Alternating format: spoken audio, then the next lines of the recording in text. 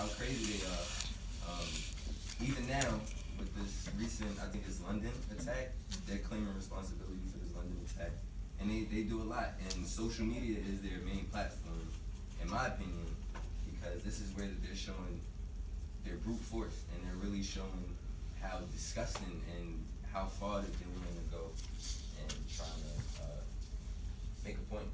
So, what is ISIS? ISIS stands for the Islamic State of Iraq and Syria. This should be changed, in my opinion, now, because they're not just worried about that. They're spread out throughout different countries, different West Africa all the way to the Caucasus. They were founded in 1999. Abu Musab al-Zarqawi, he is the founder, and Abu Bakr al-Baghdadi, he is now the current leader of ISIS.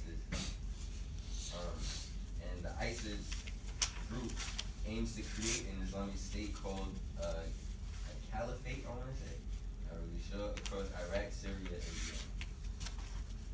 Now, on the left, right here, this is Baghdad. This is the man in charge, and this is the man that everybody's looking to at the moment when it comes to this. And this is the founder right here. This is Zarqawi. Two disgusting human beings, honestly. How do they correlate with social media? Once again, social media is their main platform, and they put videos of them killing people, decapitating people, doing all types of different disgusting things, and this basically like just put out there to show how far they want to go. So there's many supporters around the internet. You see people commenting on these posts and all these pictures and videos and whatnot, and they're supporting, they're claiming that these are the people that really should be leading the world and stuff like that. It's getting really crazy. Threats and updates are made on their main accounts, which are found on like Facebook, Twitter, just all types of social media outlets that you can think of. Now, I want to get into one of the situations that happened in San Bernardino, California. There was a holiday party, and a couple, Tashfeen Malik and Saeed Farouk, they both showed up to this holiday party, killed 14 people, and ended up in a shootout with the police. Now, the assailants were obviously killed in the shootout with the police, and after the events of the attack, the media invited a tour inside of the Page Pump. Was invited to tour the Page Pump. Here, this picture of the crib was their daughter. This was their daughter's crib. They had a 6-month-old child, and right prior to the attack, I believe the woman, Tashfeen, she had basically pledged her loyalty to the founder of ISIS and basically gave a hint that something crazy was about to happen. The picture of the crib is significant because it just shows that no matter what they have going on, they're willing to die and just create all types of havoc for these people, for these leaders of ISIS. They had a daughter to take care of, and now she's an orphan. And this was like a sentimental thing for the media because it once again showed just they didn't care about anything else except for pleasing their leaders. Internet recruitment. Following the events of different attacks. Actually, I had more on this slide. I guess I didn't put the updated one on here. But following the events of the different attacks, people began to show support for this terroristic group with social media, just like I said. This picture right here is of tweets and Facebook comments and all kinds of things of people just basically saying, hell yeah, let's get it, let's do it. I'm down, put me down, where can I sign up? Stuff like that. And people make jokes about it. I've had friends that make jokes about, oh, I'm about to join ISIS. Honestly, I personally don't like stuff like that, so I'm not really cool with these type of people too much anymore. And basically, this is just a little CBS video of basically what was just going on, not of the Tashfeen topic, but just of ISIS.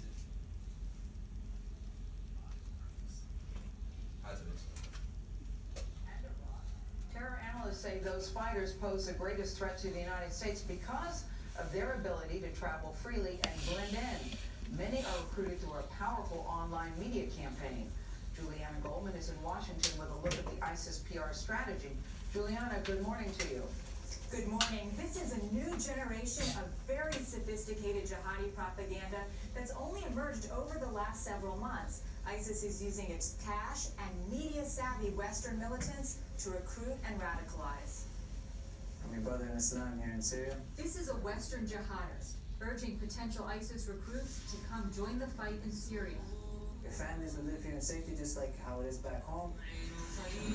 It's all part of a high-tech propaganda machine ISIS has developed to reach out to militants in Europe, Canada, and the United States.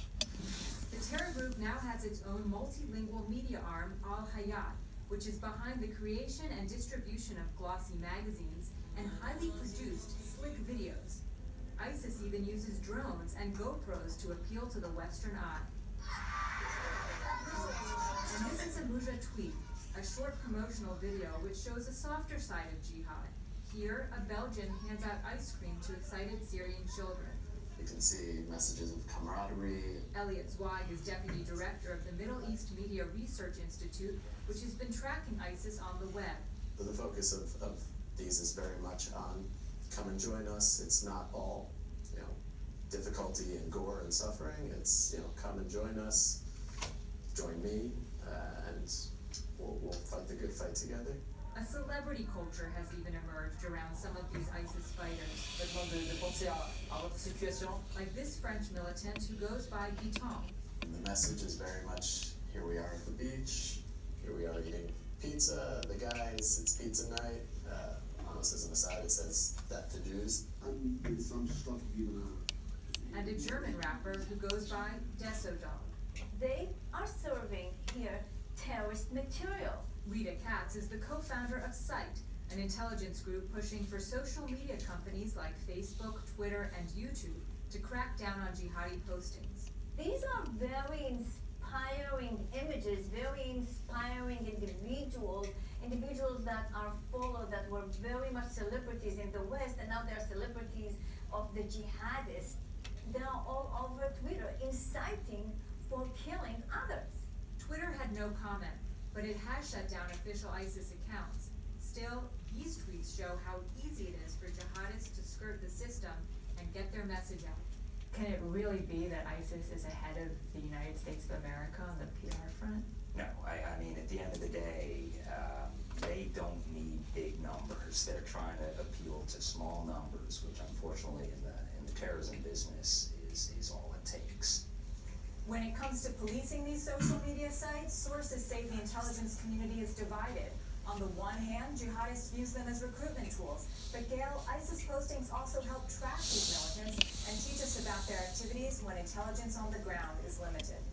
All right, Juliana, thank you. And may I say, I've seen you on other CBS shows, but this is the first time you've been on CBS this morning. Welcome. Good to have you here. Gail's got the eyes closed. Gail sometime. So yeah, basically, I mean, as y'all can see, that was a pretty plain video, but basically they're just saying that they got people in power. They got people who are basically celebrities to these kids and the people looking up to them. They got people that can make videos and make it seem like being on this team is the right way to go. We got your back. We gonna hold you down. Just come fight with us, and we got you. I'm not agreeing with this. So basically, to wrap it up, I don't recall if you said you wanted the sources to be on the project or in the paper, but this is from CBS. I had a thing from Wired.com and another one from CNN. But yeah, basically, don't join ISIS. Facts. Question. Yeah, I mean, their public relations is pretty spectacular. Yeah. They absolutely know how to recruit and sell their story. Oh yeah, absolutely. And you see, it's not just social media. They use all types of publications. They got magazines. They got Plus this. they They got pay that. people. And they got You get paid. artists like people making music. People that are joining from different countries, if I'm not mistaken, there was a guy in the video from the Germany. US. Oh, it was Germany? It's the The US rapper guy, was from too. Germany. Yeah, the US guy, how does the American government handle situations like that? Because, he just came on the video and his face is there, so, the US government has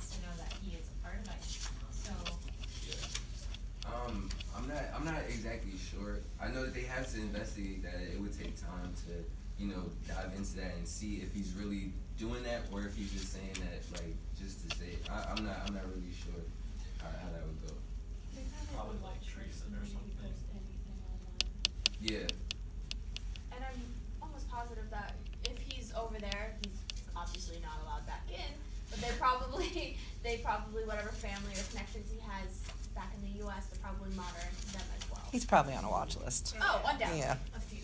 Yeah. I hope. Oh yeah, my fault. No, it's okay. I just with like what we're talking about now. I think in the eyes of the law, not in my eyes, agreeing with terrorism and acting on terrorism are two different things. Yeah. So in the United States, he has the right to agree to terrorism. Right. So I think that's why they can't do anything about it. I think that's why you're allowed to post like the propaganda films and stuff.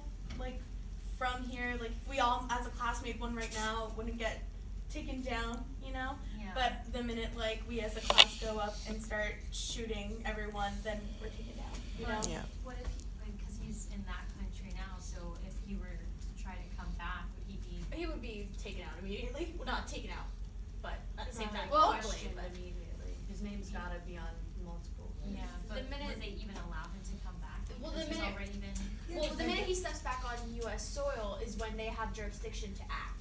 So yes, as soon as he comes back, if they have a warrant, then they are able to take that. We have a couple that did the San Bernardino thing. This is a guy that went back and forth to Pakistan, okay, an Right. American, where he met his bride, Right. who apparently she was the one that radicalized him. Right. They were newlyweds. And they decided that they were gonna, these are the people he worked with, that they went and killed. And then they drove so slow so the police could catch him, so they could duke it out with the cops. I mean, these people wanted to die.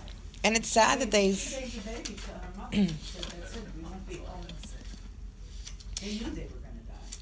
and it's sad that they found the loophole to reach us, because here we have the freedom of speech, but in their countries they don't. But yet they use our social media, you know, like there's like that loophole because they're in a different country making, you know, a decapitating video, and then they're putting it somehow on Facebook using our social media, you know what I mean? So they've found a loophole in where, you know, they go against, they don't have the freedom of speech, but we do.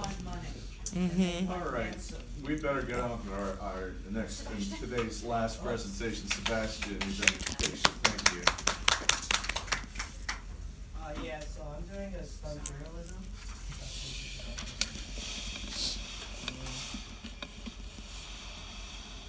Pretty much the definition of it is where one takes risks to get a story that otherwise they would not gotten. It's kind of like immersion journalism, where like they pretend to be someone who they're not. So like journalists, they just like they do crazy stuff to get a good story. So like one of the examples that have been talked about already, it was Nellie Bly, where like she got herself into the Bellevue Asylum, and just to check out or to expose like why like the harsh conditions that people live in.